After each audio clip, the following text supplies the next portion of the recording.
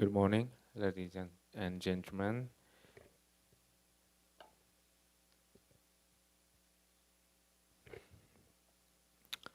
Uh, I feel that I'm something like an ugly duckling among beautiful swans because I specialize in history of early modern Polish Lithuanian Commonwealth, especially political thought and the political culture of the Polish nobles in the 16th and 17th century.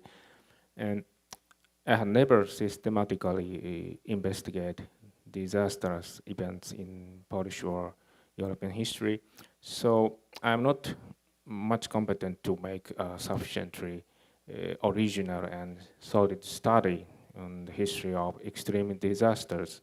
But just sometimes I come across upon the descriptions which touched on climatic changes or natural disasters when I study historical sources, including diaries, memoirs, letters, chronicles, and literary works, in order to explore the early modern Polish culture. In my presentation, I would like to try to present some examples of such historical documents from 17th century Poland, which tell us how Polish people observed and described extraordinary natural phenomena.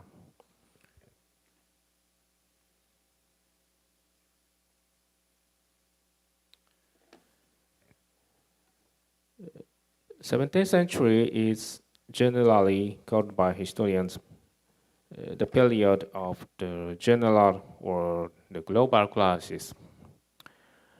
The crisis of the 17th century is one of the most controversial and persistent subject matters in the contemporary historiography.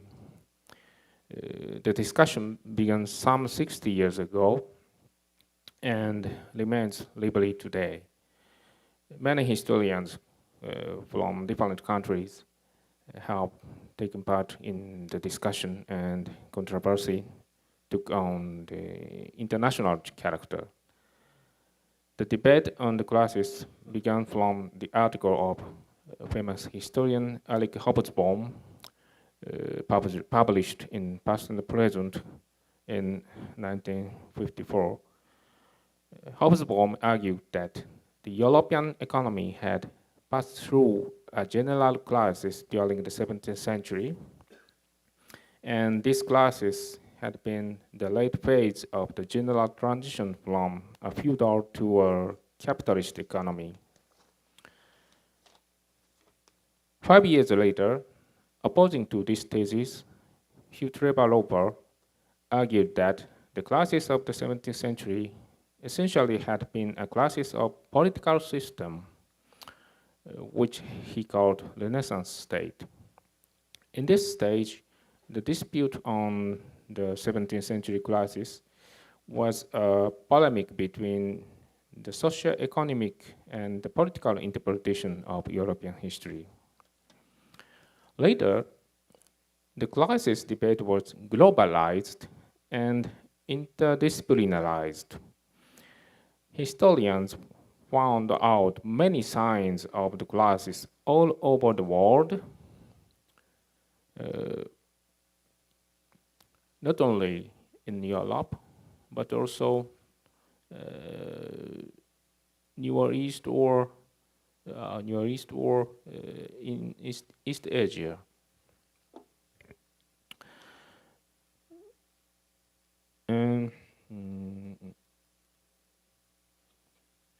And they began to regard the climatic factors as important for explaining the global characteristics of this crisis. Already in the 1960s, economic historians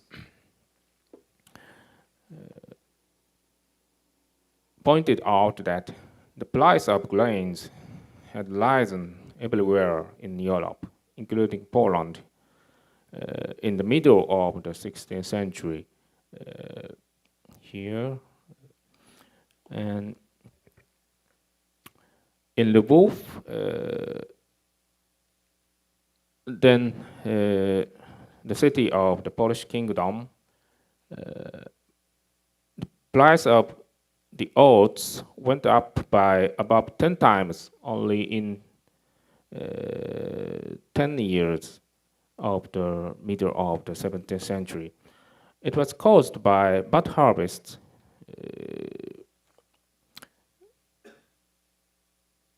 continuing for several years in the second half of the 1640s and resulted in a quite critical situation for ordinary people. Nowadays, historians tend to think that the crop failure of the middle of the 17th century correlated closely with the climatic changes of the Little Ice Age. The summer temperatures in the northern hemisphere were relatively low throughout the 17th century, especially in the 6040s.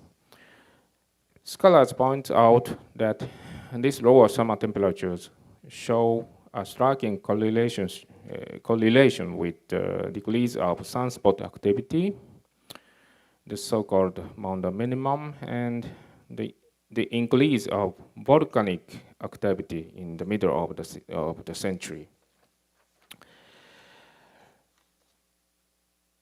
The Polish-Lithuanian Commonwealth,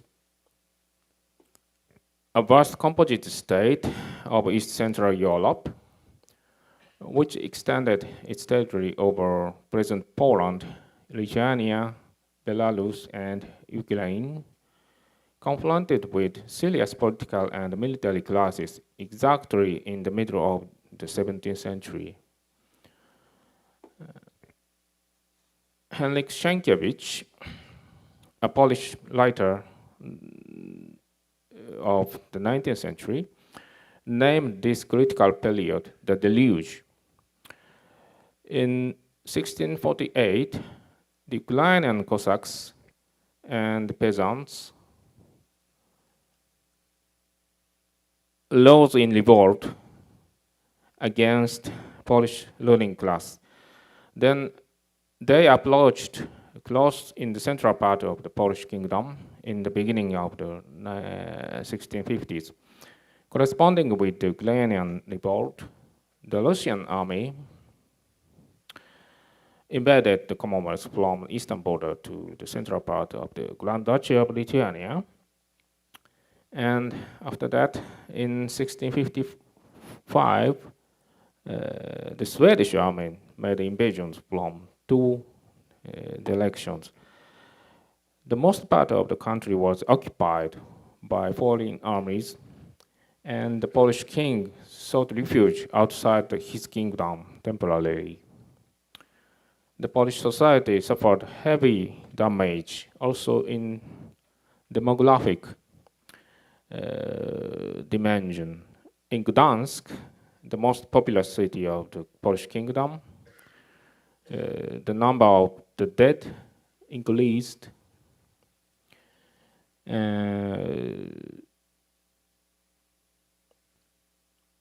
up to about twice as many as the number of the births in the 1650s.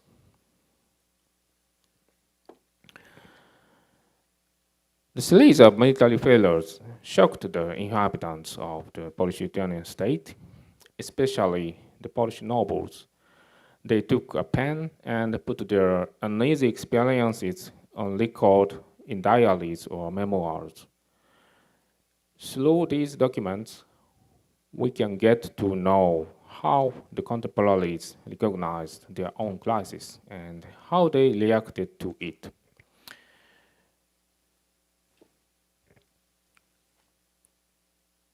On the climate change of the 17th century, we have various kinds of proxy data.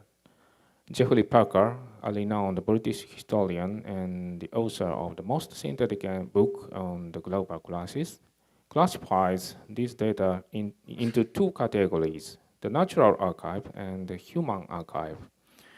The former category includes the data from ice caps and glaciers, pollen and spores deposited in lakes and bogs, the size of growth lengths of trees, etc.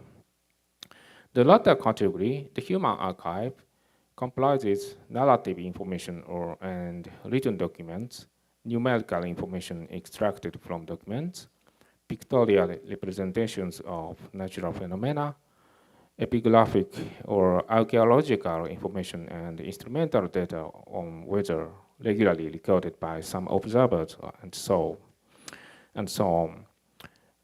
My presentation will take into consideration only the human archive.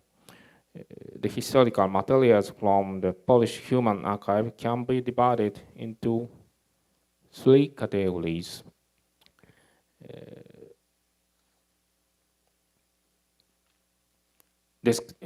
First, the descriptions of climate in the documents on everyday life, diaries, memoirs, letters, newspapers, and broadsheet, etc. Second type, narratives of extraordinary natural phenomena, chronicles, history, and literary works. And third type is records of systematic observation of natural phenomena, data of astronomical observations. In the following part, I will show you some historical materials, mainly narrative documents, part of which will include pictorial representations and instrumental data. Jan Antoni Chlapowicki, Polish nobleman, more strictly, exactly speaking, he is a Lithuanian nobleman speaking and writing in Polish language. He wrote a diary from 1656 to 85. This valuable document is only partly resolved in its original manuscript, which include the descriptions from 1656 to 64. As for the rest part, we have only its copy by a copyist by the 18th century. This diary is very interesting for us because the diarist wrote comments on weather almost every day. I show you some examples from his diary of the first 10 days of November. This is the first page of his diary and started from January 1st, 1656, Novelato, New Year, Mróz Srogi, strong frost. So, and for example, I quote weather descriptions from his diary in November 58, 1st November, a day of unsettled weather, cold and sometimes rainy, and next day, fine day cool, heavy frost, bright sky, and so on.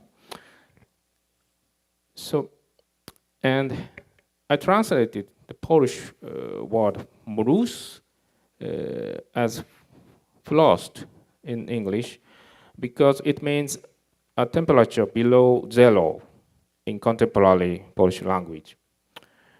If this word was used in the same meaning in the 17th century, it may suggest that in this year, the season of the frozen temperature came relatively early, in the beginning of November.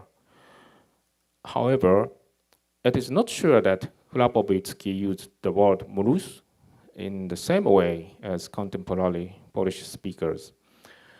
In the descriptions of these 10 days, there are some information of rainfalls, but no mention on snowfall. The first mention of a snowfall appeared on 15th November. In the night, snow fell and covered the ground. It was a little freezing, he writing in this way.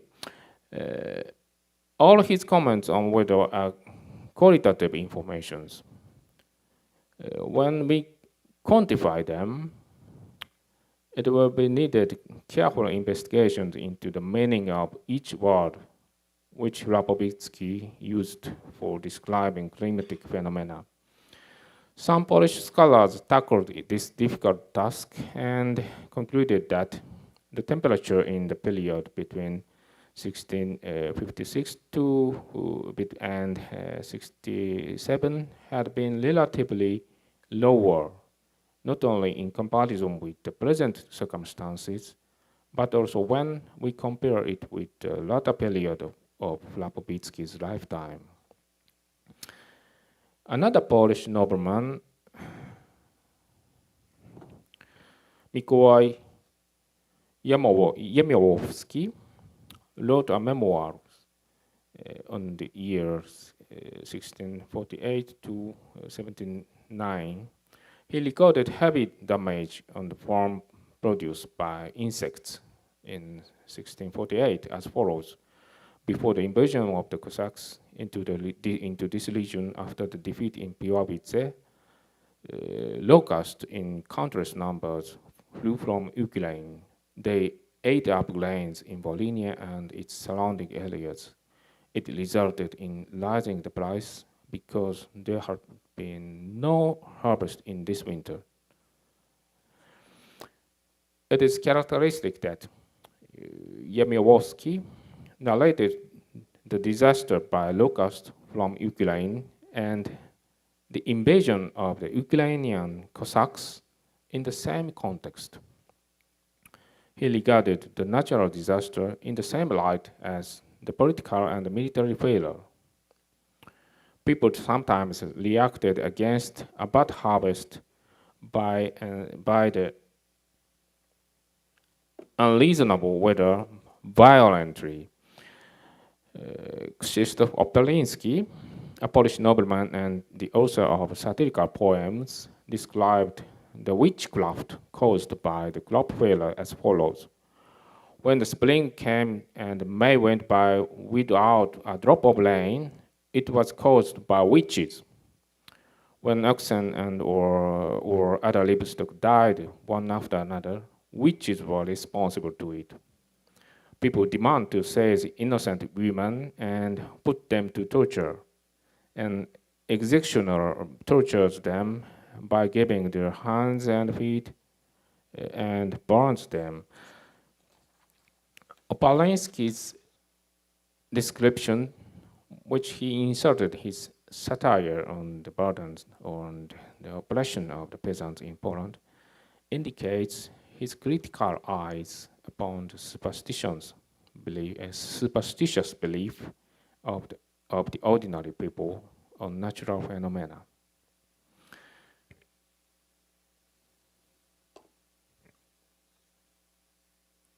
As compared with it, the view of nature in Nova Gigantomachia, a chronicle of the siege warfare of the Jasnagula monastery in Częstochowa in 1655, written by Augustin Kordecki, was prescribed more directly by a belief in divine providence. In the beginning of November 1655, the Swedish army marched on Częstochowa and began to besiege Jasnagula monastery. Swedish army. And the monastery owed its prestige to the icon of the Black Virgin Mary, which had been the object of worship for its miraculous qualities. The Swedish forces were not successful in seizing the fortified monastery and withdrew from Częstochowa near the end of 1655. Augustin Kordecki, the prior of the Pauline monastery in Jasnagula, recorded the progress of the siege of his monastery by Swedish army and published it under the title of Nova Gigantomachia. The narrative of Nova Gigantomachia begins with ill omens in the previous year before the Swedish invasion. In February 1654, the monastery was struck by lightning and the tower was burned in a fire. In June of the same year, an unusual phenomenon was observed in the sky. The author describes an extraordinary change that occurs on the face of the sun as follows. On the nose of the sun, there was a cross, which changed into a heart. It was pressed by a sword, leaned to the left side of the face of the sun and took the position under the eye, etc. This part is accompanied by an illustration that corresponds to the text exactly. It is characteristic that another description with illustration of the unusual change of the sun appears in the last part of Nova Gigantomachia. In March 1657, the Polish king Jan Kazimierz and the queen Ludovica Maria came to Yasnagura in order to hold an extraordinary convocation of the senators with the representative of the nobility. According to Nova Gigantomachia, then the king and the queen took spades and dug the ground to build new defense moats and walls on their own initiative. As a few days after their departure from the monastery, an extraordinary phenomenon appeared in the sky. In Passion Sunday, in the south, a triple sun appeared, and we saw double corona of the sun, etc. Here, the sign in the sky proves that the success of the defending battle of Yasnagura and the favorable turn of the war as a war was brought by the power of God. These two descriptions and these illustrations show us the framework of narrative of Nova Gigantomachia. The history of siege of Yasnagura Monastery begins with an ill omen and ends with a good sign in the sky. The author describes both meteorological incidents as a sign of the divine providence.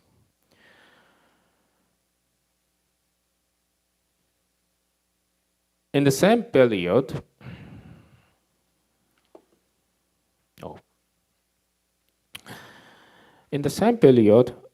we can find a person with a more secular and scientific attitude to natural phenomena on the coast of the Baltic Sea.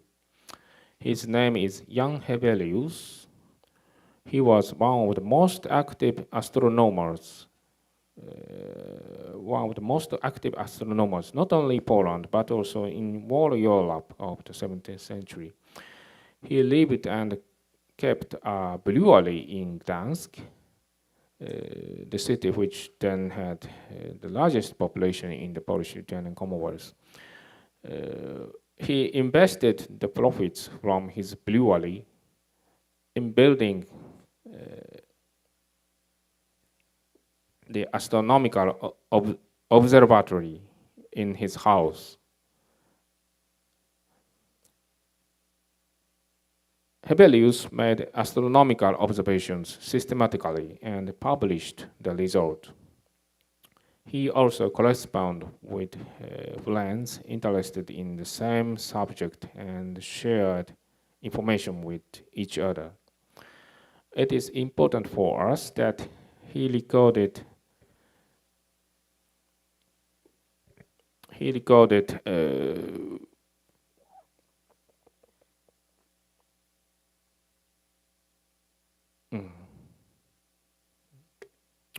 He recorded the data of 4,186 sunspot observations from 6042 to 6084. His observations were made in the period of the Maunder minimum, when sunspots became exceedingly rare. Some contemporary solar scientists use Hevelius's data for verifying the level of the low sunspot activity in the Maunder minimum. In this case, we can obtain relatively homogeneous and objective data by instrumental observations from the sources which were recorded in 17th century Poland. There are various documents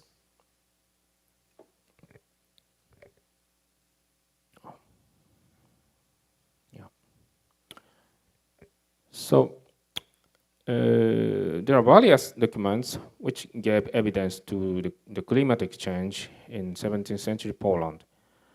People showed deep interest in observing and recording natural phenomena because they experienced serious natural and human disasters, especially in the middle of this century.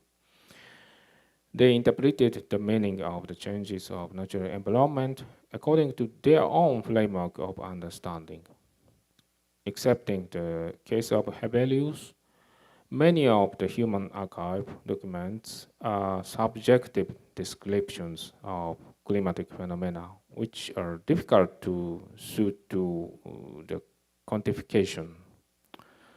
Most people understood the meaning of the climatic change according to an already existing traditional framework of recognition.